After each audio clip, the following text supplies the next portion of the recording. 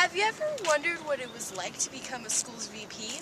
Well, we got the inside scoop on Mr. Cadenhead and how he decided his career, how he does his job, and what he does. Stay tuned. What do you do?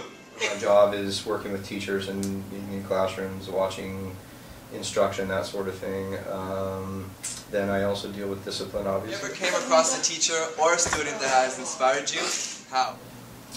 I actually would probably say more students have inspired me than teachers. I know when I was younger I had teachers that were very good role models, that were just good teachers.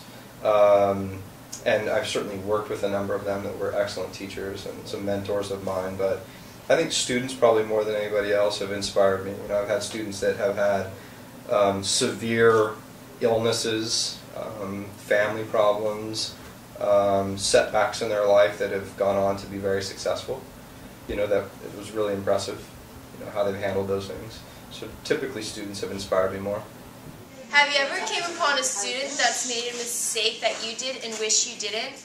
Yeah, of course. I mean, and I don't know that it's necessarily school-related stuff, but I mean, we all make mistakes. I mean, if it's just a mistake in judgment in terms of like saying something you shouldn't have said, or, you know, I mean, any kind of choice that you make that you wish you hadn't, you know, we've all done that. So every single day, of course I do. Yeah, I mean, there are times that we've all said something and gone, why did I say that? Why did I not keep my mouth shut, you know, in that situation, for example? Do you think that your job is a hard one to have? Why?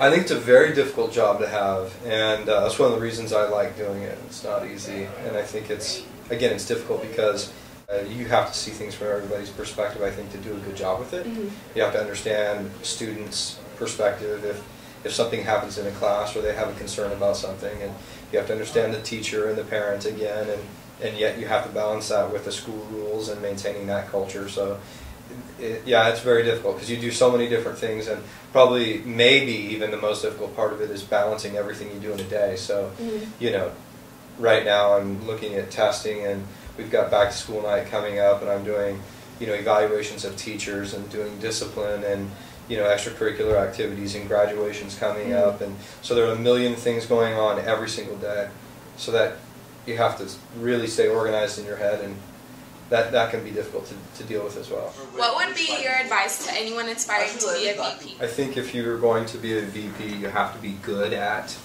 empathy. You have to have empathy for everybody.